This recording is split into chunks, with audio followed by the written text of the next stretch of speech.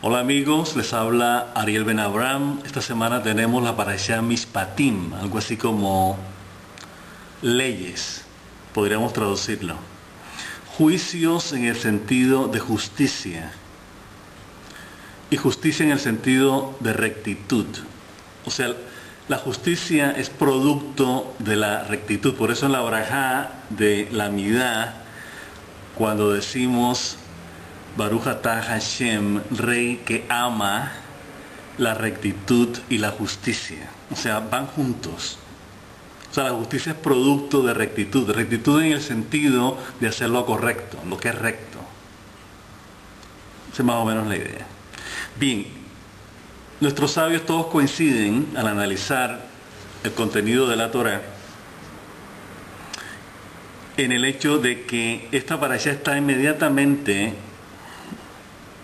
o sea, sigue, el contenido de esta parashá es algo así como el resultado de la entrega de la Torá, o sea, el resultado de los 10 mandamientos. En otras palabras, una vez en la parashá Yitro, termina la parashá con los mandamientos, como ya habíamos dicho la semana pasada, con una advertencia nuevamente sobre la idolatría, y de eso vamos a hablar más adelante. Inmediatamente aparecen estos decretos, estas leyes, estos mishpatim. En otras palabras, la idea de que el Creador está detrás de su creación y que detrás de su creación hay un orden. Ese orden es la Torá. Ese es el plan maestro divino del Creador. Este ordenamiento, por decirlo así, este plan maestro de la Torá tiene leyes, tiene estatutos, tiene ordenanzas que se van a ir dando a partir de ahora en adelante. En otras palabras, después de esto viene la Parashá Terumá y vienen otros parashot que básicamente están delineando nuestra relación, la relación de Am Israel con Hakadosh Baruch. O sea, de eso se trata. La relación de Am Israel con el Creador manifiesta o manifestada a través de cómo Am Israel se relaciona a nivel individual, entre sus individuos, y a nivel colectivo. Esto es muy importante, porque este ordenamiento, estas leyes, estos decretos es lo que va a determinar nuestra relación con Hakadosh Baruj Hu y el balance que Él quiere que nosotros tengamos en el planeta. Balance en el sentido del plan que Él quiere para nosotros.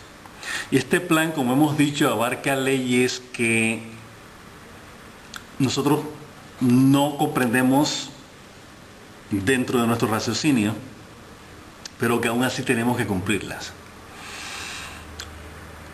Es importante que les sugiero que lean los dos comentarios, 3 en este caso.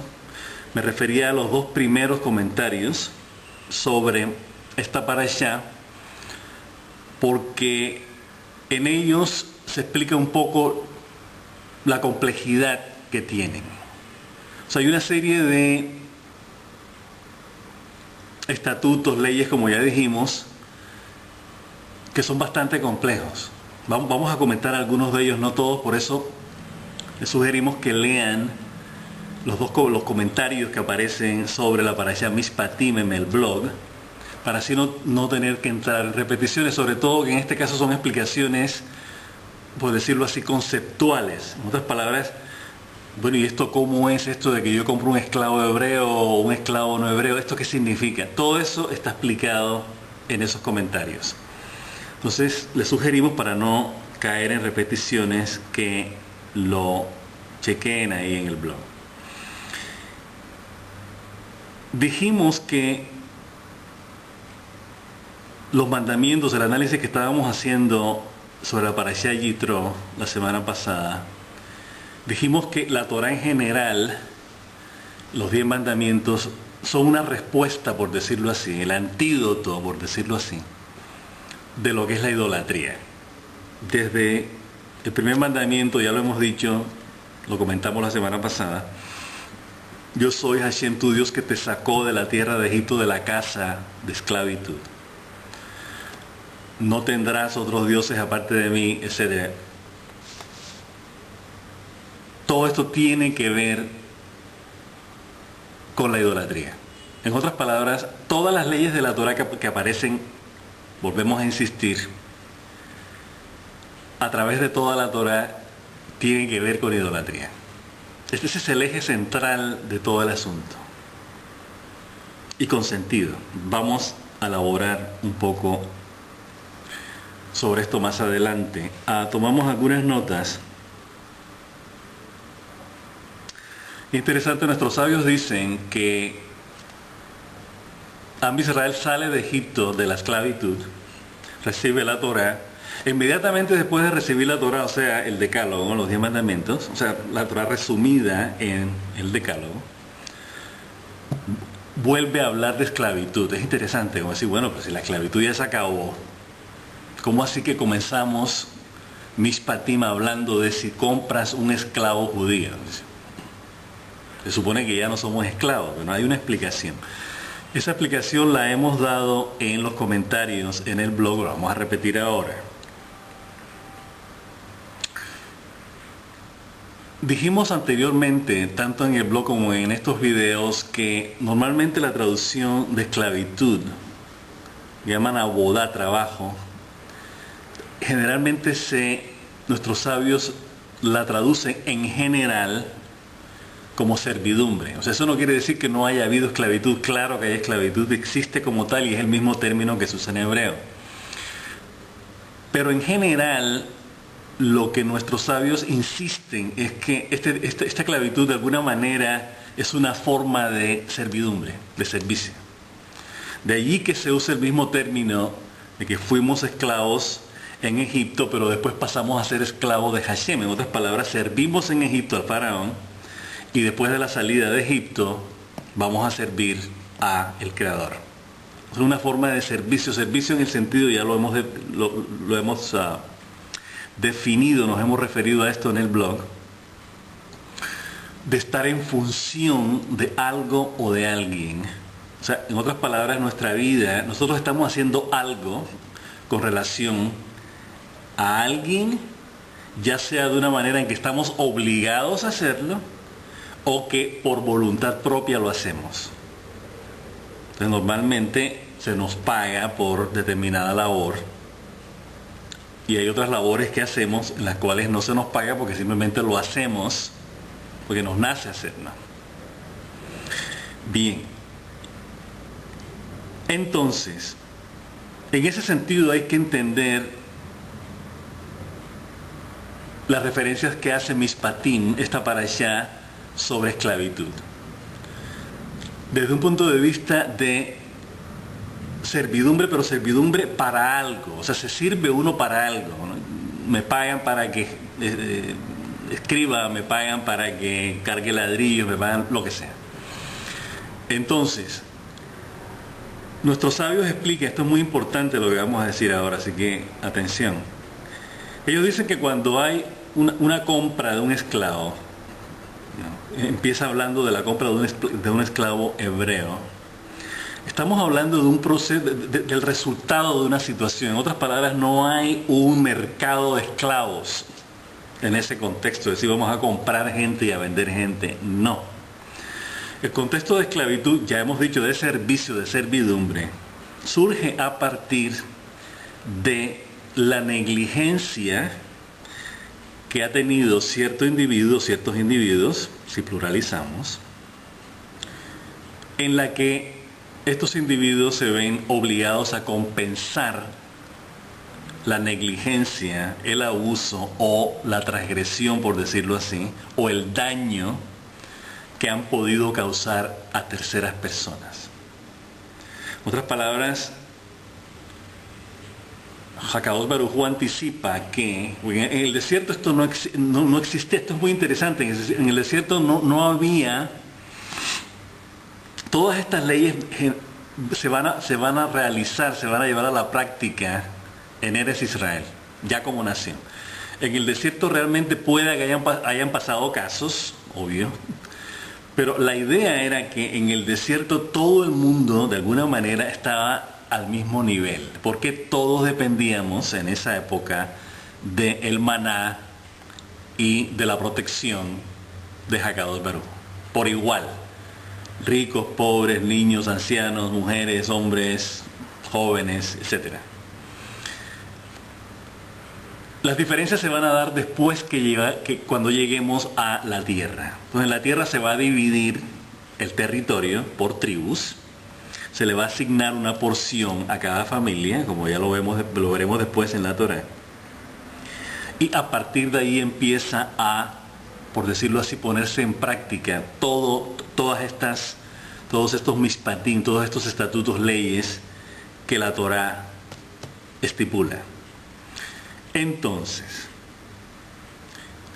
cuando ya estamos en Eretz Israel y estamos en comunidad, cada quien tiene lo suyo y por alguna razón no se administra bien, en otras palabras, la porción que le corresponde a cada individuo se pierde por alguna razón, ya sea que no se trabaje, porque no se proteja o porque de alguna manera haya conflictos con los vecinos o con la gente de la propia comunidad. En otras palabras, cuando empiezan a surgir broncas, por decirlo así, ya uno empieza a perder, uno en el sentido del que causa los problemas, empieza uno a perder su propiedad. Entonces, si uno, por ejemplo, causa un daño a una persona, se ve en la obligación de compensar por las leyes de la Torá, por ley, por razones obvias, para mantener el balance, la armonía social. Se tiene que compensar a la persona afectada. Entonces esa compensación, la Torá especifica, tiene que ser monetaria, ya sea con posesiones o con dinero. ¿Sí? Cometí una transgresión contra mi prójimo, ya sea que pago con las posesiones que tengo, pago con la tierra que tengo, ¿no? O pago con el servicio que puedo prestar. Entonces requiere una forma de pago. ¿Okay? Esto es muy importante. Entonces, cuando la persona por alguna razón pierde la manera en la que puede compensar las transgresiones, los daños que ha causado a terceros, llega un momento en que uno llega a la corte y dice, bueno, ¿con qué vas a pagar? Pues que no tengo nada. Vendí mi casa, no tengo ninguna posición, no tengo con qué pagar. La única manera en la que se puede pagar es con servicio.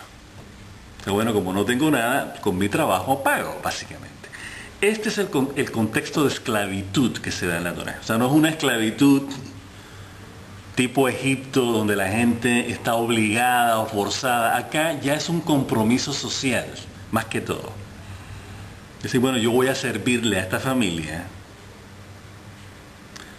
por 6 años máximo, a cambio del daño que causé.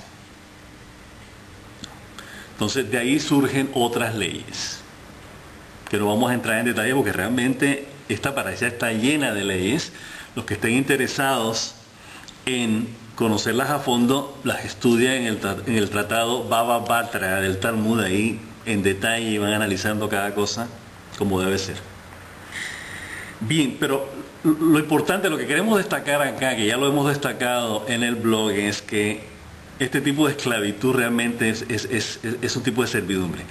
Además, nuestros sabios dicen, esto es muy importante también lo que vamos a decir, ya no solamente es el trabajo para compensar el daño causado a otros, sino el proceso de rectificación de ese daño que ha sido causado, desde el punto de vista conciencia, ahí es donde nos vamos a explayar un poco. Esto es muy importante. Entonces, nuestros sabios dicen que esta persona que se vuelve esclava de otra, lo hace a prestar su servicio, no solamente está trabajando, prestando servicio para compensar sus daños, sino que a su vez está aprendiendo. En otras palabras, el proceso es estar bajo cautiverio, o sea, servidumbre, ya lo hemos dicho, tenemos que insistir en esto, servidumbre, por un periodo, en este caso, 6 años, para rectificar lo que pasó. O sea, se compensa sí con el trabajo, pero al mismo tiempo la idea es no volver a cometer el mismo error, o la misma transgresión, o el mismo daño. Esa es la idea. Esto es muy, muy importante porque ese es el contexto en que se dan estas leyes en la Parashá Mishpatim. De hecho, se habla, en alguna parte casi al final de la Parashá, se habla de las ciudades de refugio a las que nos hemos referido anteriormente, aunque estaban a cargo de los levitas. Fueron las ciudades, esa fue la porción de territorio que se les asignó a los levitas. Ellos no tenían un territorio en particular, sino ciudades. Y estas ciudades, como ya lo hemos dicho, lo vamos a repetir, eran lugares donde se reenderezaba a la gente, básicamente. O sea, eran una especie de reformatorios. No eran cárceles, eran reformatorios. O sea, la persona que cometió homicidio involuntario en el sentido de que no lo hizo con alevosía. El Talmud dice, esto es muy importante dentro del judaísmo, la manera como se identifica el judío en este sentido, el sentido judicial, jurídico. Nuestros sabios dicen que ningún judío en pleno uso de sus facultades mentales, o sea, en pleno uso de su conciencia, es capaz de cometer una transgresión. En otras palabras, conscientemente imposible que un judío haga algo malo, básicamente. Estamos hablando de una definición talmúdica. No estamos hablando de que así sea en todas partes. Hay una cantidad de judíos bandidos en el mundo, como hay bandidos asiáticos, como hay bandidos de todas partes del mundo. Así que en ese sentido no es un estatus de excepción, es una definición que nosotros como judíos tenemos que asimilar y tenemos que entender y tenemos que abrazar, apreciar. Esto es importante. Nosotros no somos transgresores. Por naturaleza, no lo somos. Tenemos que abrazar esa identidad, no la otra, no la que dice, no, nosotros somos transgresores potenciales. No, la idea es no serlo. Esa es la definición que la Torah nos da y que nuestros sabios nos dan en el Talmud. Entonces, ¿qué pasa? Cuando alguien, dice el Talmud, comete un asesinato o una transgresión, no lo hizo en pleno uso de sus facultades mentales. En otras palabras, la persona no estaba consciente de lo que estaba haciendo. Porque si hubiera estado consciente, no lo hubiera hecho. Entonces, nuestro sabio dice, bueno, ¿qué razón tiene una persona para transgredir si por naturaleza la persona no es transgresor? El judío no es transgresor por naturaleza según esa definición. ¿Qué lo hace a transgredir? ¿Qué lo hace a cometer homicidio? Que nuestros sabios dicen, muy filosófica y cándidamente, dice, cuando un espíritu de locura, así como una entidad esa que poseen a la gente, cuando un espíritu de locura entró dentro del corazón o dentro de la mente de la persona, la persona no estaba consciente de lo que estaba haciendo, ese espíritu de locura fue el que lo instigó a transgredir. Es importante esto. O sea, nosotros tenemos que considerarnos buenas personas. Esa es la idea de esto. Sí, bueno, pero tenemos el potencial negativo de transgredir, todos lo tenemos. Pues la idea es, nosotros no estamos ahí en ese grupo. Esa es la definición nuestra que la Torah tiene para nosotros. Y es como Hakadosh Baruj Hu nos ve. O sea, no es porque tanto que los sabios hayan sacado esa conclusión. La Torah nos ve de esa manera. Hakadosh Baruj Hu considera que nosotros somos sus hijos. Por lo tanto, somos buenos porque somos hijos de Dios. Casi nada, pues. Entonces, la idea es abrazar esa identidad. Si somos hijos de Dios, no podemos ser hijos, no podemos ser malvados. Posible. Esto es muy, muy, muy importante. Esto es fundamental. Entonces, ¿qué pasa? Todas estas leyes que estamos viendo están diseñadas a enseñarle a la gente que transgrede, que causa daño a otros,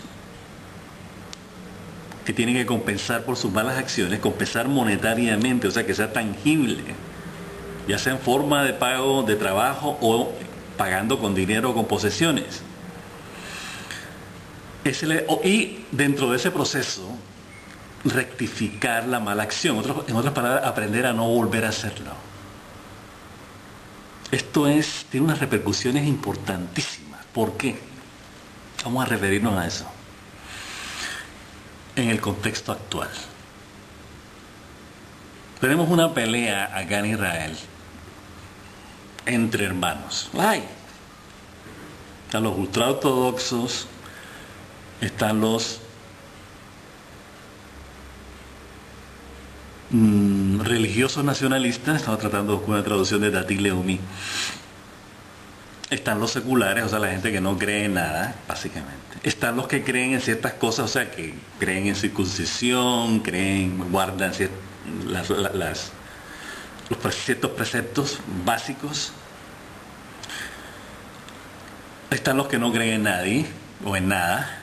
Y estamos todos viviendo acá. Y somos todos judíos. Sin embargo, hay fricciones, hay problemas.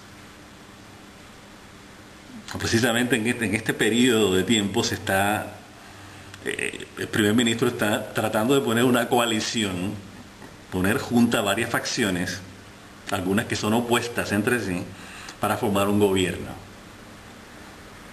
Entonces, ¿qué pasa? En conversaciones que su servidor ha tenido con distintos sectores, que bueno, ¿por qué no buscamos un punto de convergencia? Esa es la idea. Todo el mundo quiere ser judío, todo el mundo dice que es judío, aunque no guarden mitzvot ni nada de esas cosas. Entonces, ¿de qué manera puede la persona que guarda mitzvot, que guarda los mandamientos, que es completamente observante, relacionarse con una persona que no observa y que al mismo tiempo se le considera hermano? Es un desafío. Es un desafío, porque estamos hablando como si estuviéramos en dos páginas, ¿no? Que tenemos que estar en la misma página, obvio. De otra manera, ¿cómo vamos a leer texto si no estamos en la misma página? De nuevo, que yo estoy en la página 49 y yo estoy en la página 7. No funciona así. Tenemos que estar todos en la misma página. Ahí es donde viene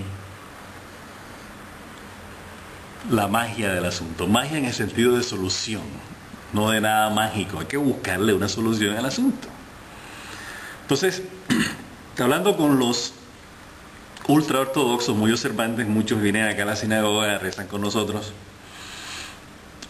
Hablando con ellos, su servidor dice, bueno,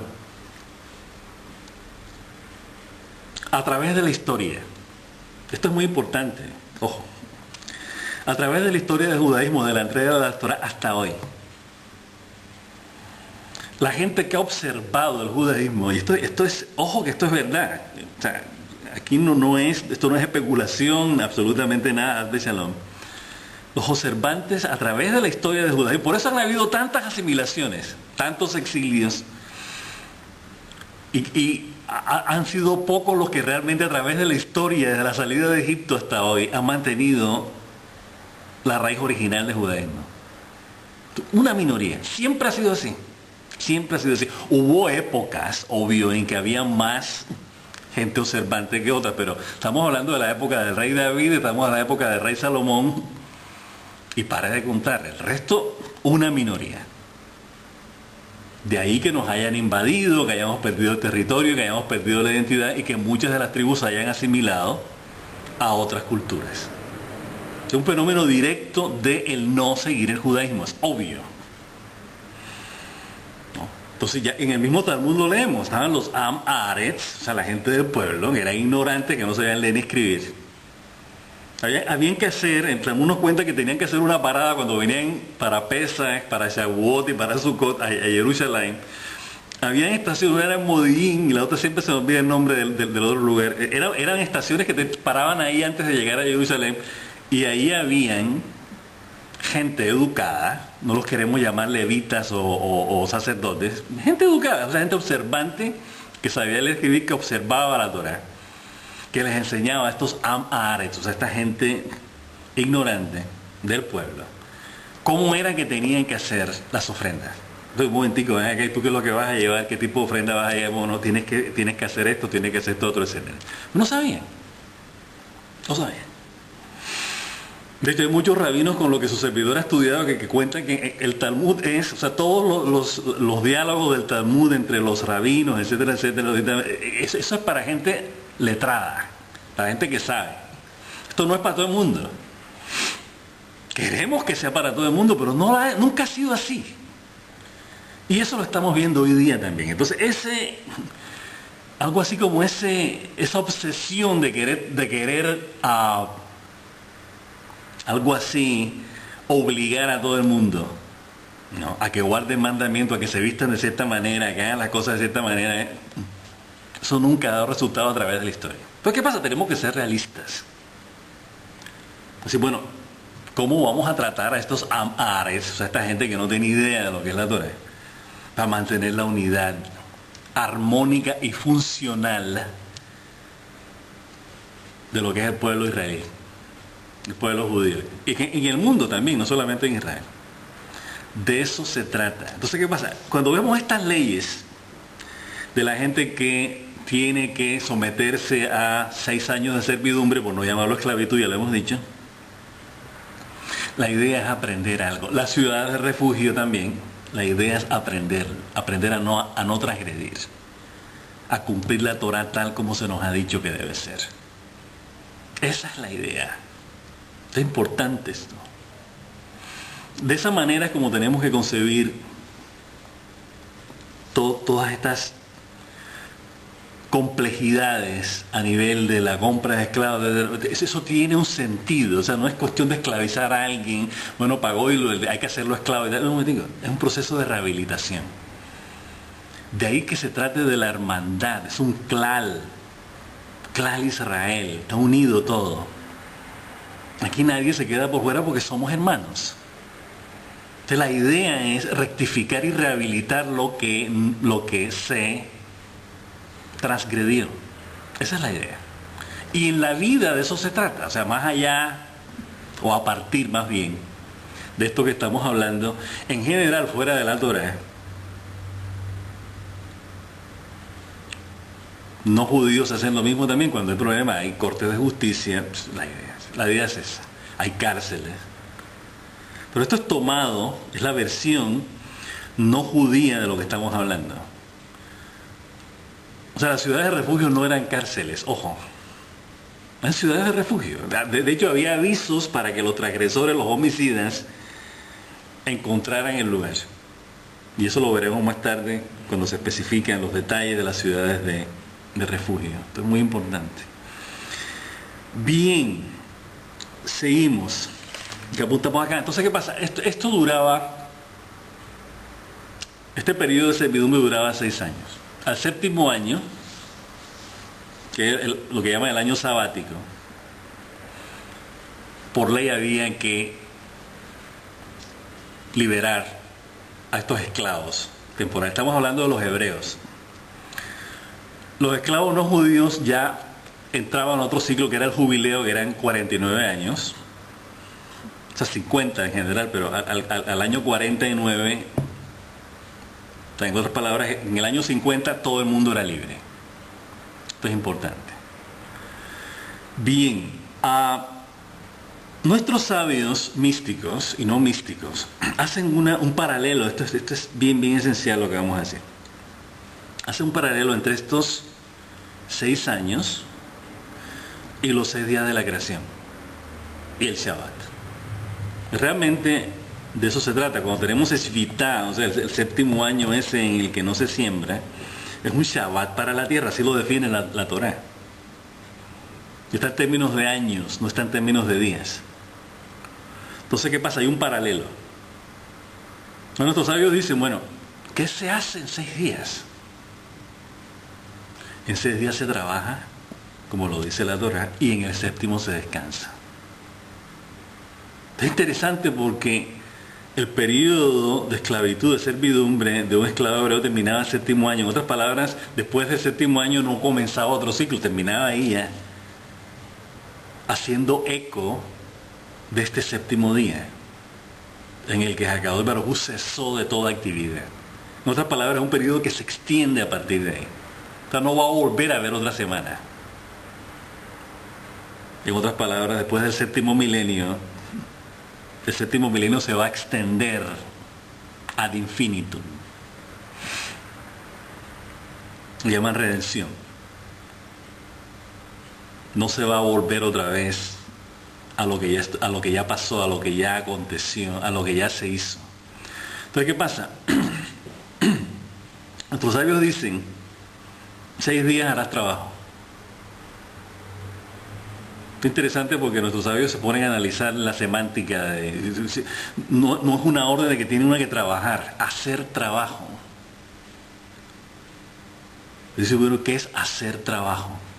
Porque es distinto a trabajar, hacer trabajo. O sea, realizar una labor que termina en el 6.º día. Al final del 6.º día decimos, ya no más. Sea lo que sea, o sea, hay que realizar algo. Nuestros sabios van mucho más profundo y dicen, bueno, pero ¿qué es ese algo? Bueno, hay que trabajar, hay que sembrar, hay que construir, en fin, hay que realizar una serie de labores para mantener la sociedad que tenemos. Nuestros sabios dicen, sí, pero aparte de eso es la actitud con la que uno hace trabajo. O sea, en otras palabras, el trabajo no tiene que ser una carga, o no tiene que ser algo desagradable, ojo, sino se realiza un trabajo pensando en la completación de ese trabajo, que culmina en el 7.º día. En otras palabras, cuando uno está haciendo algo, uno está construyendo. Por eso es interesante que cada día que nosotros, en la tefilá, nosotros tenemos el salmo del día, ¿no? Entonces, el salmo que recitaban los Leviim en el Bet HaMikdash. Entonces en hebreo dice, no lo hemos visto en las traducciones, no sé por qué no lo traducen, dice, este es el primer día del Shabbat. Primer día del Shabbat. Algo así. Hacia el Shabbat, pero dice Be Shabbat, en el Shabbat, algo así. ¿Por qué? Porque todo lo que hacemos tiene que estar en función del final, así como Hakadosh Baruj Hu hizo la creación, exactamente igual. O sea, cuando estaba haciendo cada vez estaba pensando, dice que antes de él hacer la creación, el Shabbat fue lo primero que pensó, dicen nuestros sabios místicos. Entonces, primero, como decimos, como lo recitamos en el Lejado Di, ¿no? La oraja que decimos antes en el Shabbat, antes de la Kabbalah Shabbat, decimos el primero en el pensamiento y el último en creación. Pero el primero que se pensó, el primero que pensó Hakadosh Baruj Hu es lo que yo quiero hacer es el resultado de lo que yo estoy pensando. Entonces, pensó primero en el resultado que es Shabbat. Y a partir de ahí empezó 1, 2, 3, 4, 5, 6. Proceso. Lo mismo tenemos que hacer nosotros. Entonces, ¿qué pasa? Ellos comparan estos 6 años de esclavitud o de servidumbre a los 6 días de la creación. En otras palabras, es un proceso en que tenemos que hacer trabajo. Y ese trabajo es elevarnos para llegar a ese 7.º día, para poder ser libres el 7.º año, en este caso. O sea, que es un proceso de depuración, como decimos, de una especie de rectificación, un proceso de reforma, de autorreforma. Y bueno, esto no está bien. No, hay división acá, hay separación, hay toda una serie de problemas que tenemos. Hay que trabajar en eso, hasta que lleguemos a ese día o a ese año, o a esos 50 años, y que digamos, ya hemos rectificado, por lo tanto nos merecemos la libertad, nos merecemos el jubileo. De eso se trata. Entonces, todas las cosas que vamos a ver, todas las cosas que ustedes lean en la Torah cuando hablan, tienen que verse en esa función.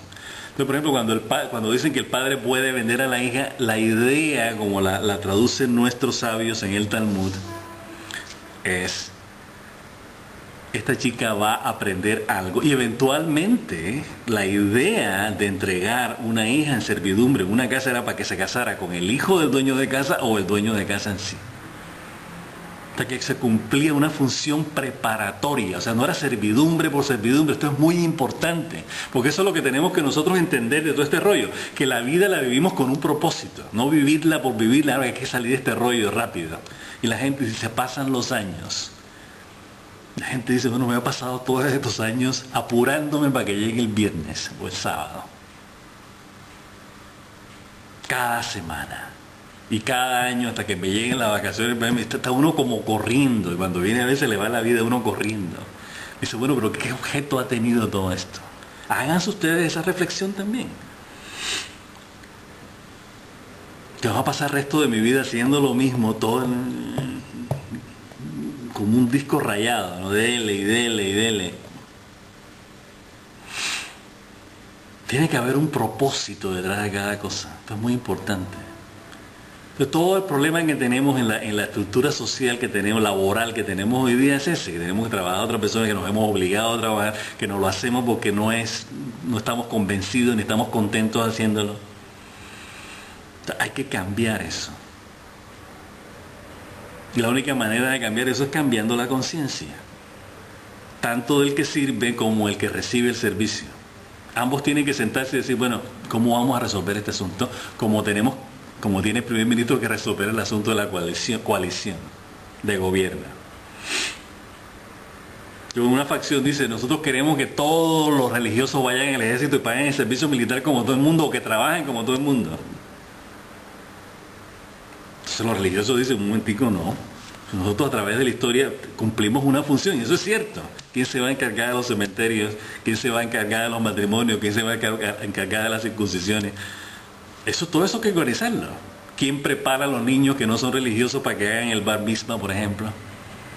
Una persona observante tiene que prepararlos. Entonces ellos cumplen una función. O sea, la idea, ese estereotipo que hay generalizado, de que los observantes no hacen nada, estudian Torah, ¿no? Ojo, eso no es cierto. O sea, el hecho de que estén estudiando, están cumpliendo una función. De hecho, si no hay estudio de Torah, y eso lo dice la Torah, y lo dicen nuestros sabios, lo dice el Talmud, si no hay estudio de la Torah, se cae todo este rollo. El mundo, no solamente Israel, el mundo. Hazme shalom. Tenemos que estudiar todos los días, hay que sacar un rato. El Rambam dice que el día se divide en tres periodos de 8 horas. ¿No? 8 horas de trabajo, 8 horas de descanso y 8 horas de estudio.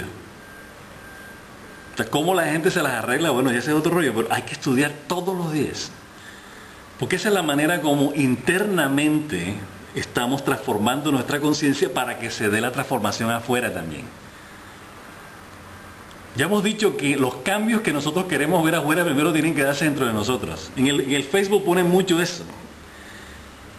Y citan a Gandhi, a Martin Luther King, a no sé quién, diciendo todo lo mismo que ya está en el Talmud. O sea, que no es cuestión de que estén inventando ya algo que... Ya eso ya se dijo, el Talmud, todo está en el Talmud.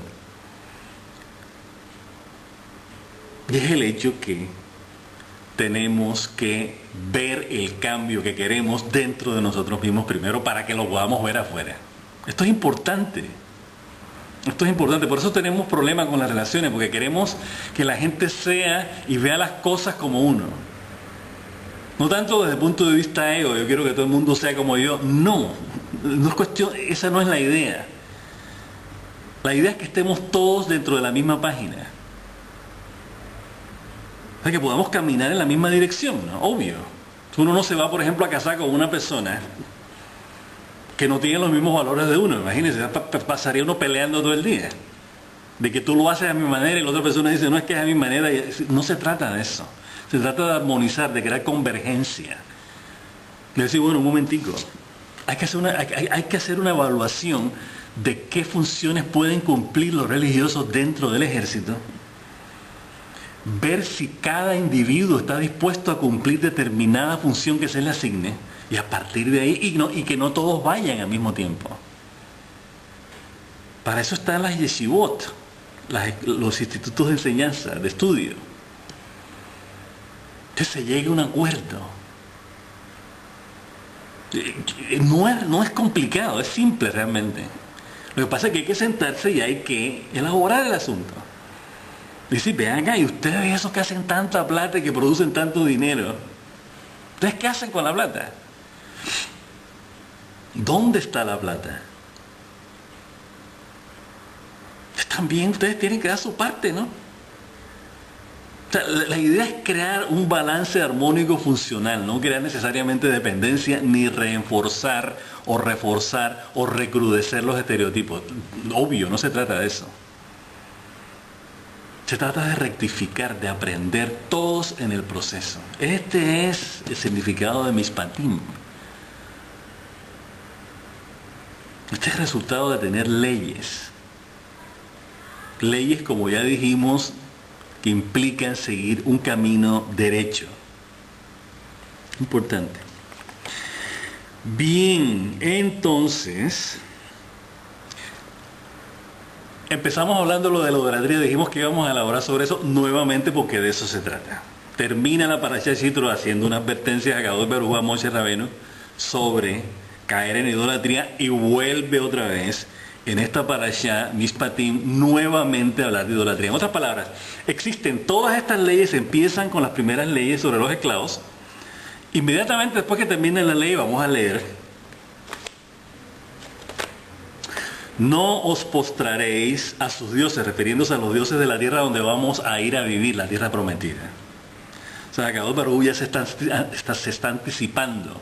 Dice, en la tierra que yo les voy a dar hay una serie de naciones que viven ahí. Son 7. Estas naciones tienen sus dioses. Yo les voy a remover a los dioses, pero eso si ustedes no los van a adorar. Entonces viene la advertencia, ese es el contexto de lo que estamos leyendo. No os postraréis a sus dioses, ni los adoraréis, y no actuéis según sus prácticas, sino que los destruiréis y derribaréis sus pedestales, pilares, sus altares. Ese es el capítulo 23, versículo 24. Inmediatamente en el capítulo 25 viene otra reafirmación. Serviréis a Hashem, vuestro Dios, y Él bendecirá tu pan y tu agua. Es interesante porque empieza en plural y después se vuelve singular. Esto lo vamos a ver mucho en materia de mandamientos. El cambio de singular a plural. Serviréis a Hashem, vuestro Dios, y Él bendecirá tu pan y tu agua. Y Kadosh Baruj Hu dice, él mismo pasa de tercera persona, él mismo a primera persona, y yo quitaré enfermedad en medio de ti. Esto es clave. La advertencia de idolatría es, estos tipos, las naciones tienen sus dioses. Fíjense que ya lo hemos dicho, la Torah en ningún momento dice estos dioses, nada que eso no existen. Son las tendencias negativas de la conciencia que la gente adora. La gente que es envidiosa, la gente que es codiciosa, no, la gente que es indolente, la gente que es indiferente, la gente que es cruel. Esos son dioses. La gente que actúa de esa manera básicamente está adorando a esos dioses. Ya hemos dicho que en el Talmud en varias partes se insiste mucho, se repite, lo hemos dicho acá en los comentarios, en el video, lo hemos dicho muchísimo en el blog, ¿no? Que el Talmud dice que una de las peores formas de idolatría es la arrogancia, por ejemplo. Y la ira y la arrogancia son las dos peores formas de idolatría. ¿Por qué? Tienen que ver precisamente con lo que hemos estado insistiendo a lo largo del blog y en estas clases, que son lo que llamamos las peores fantasías e ilusiones negativas de ego. O sea, cuando uno está metido en un viaje de ego, obviamente la persona es excesivamente arrogante y soberbia. O sea, el ego no lo deja ver. Y la consecuencia de eso es la ira. La gente se cabrea cuando las vainas no andan como uno quiere que anden. Lo que llaman en psiquiatría neurosis. Neurosis quiere decir desasociación de la realidad inmediata. O sea, la persona que no se asocia, que no está en empatía, en simpatía con lo que está pasando alrededor. ¿Por qué? Porque no está pasando como él quiere que pase. Eso es todo. O sea, la persona neurótica tiene ese problema. O sea, eso es lo que llama ira la Torah. La Torah no lo definió en términos psiquiátricos, lo definió en términos reales, ira.